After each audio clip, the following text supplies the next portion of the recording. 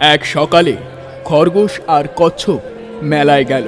সেখানে এক দোকানে খুব সুন্দর খেলনা গাড়ি বিক্রি হচ্ছিল। খরগোশের খুব লোভ হলো।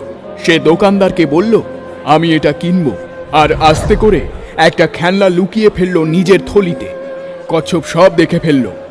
সে একটু অবাক হয়ে বলল, ভাই খরগোশ, এটা কিন্তু ঠিক নয়। চিরকাল কেউ কাউকে ঠকাতে পারে না। খরগোশ হেসে বলল, হ্যাঁ, ধরতে পারলে ধরো, আমি দৌড়ে পালিয়ে যাব।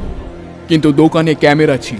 দোকানদার মাইক দিয়ে ডেকে বলল, ওই খরগোশ, তুমি আমার খেলনা চুরি করেছ।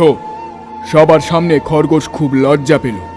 সে গাড়িগুলো ফিরিয়ে দিল আর বলল, হ্যাঁ, আমি ভুল করেছি, আর কখনো ঠকাবো না। দোকানদার হেসে বলল, হ্যাঁ, শিখে নাও, সৎ থাকলে জীবনে লজ্জা পেতে হয় না।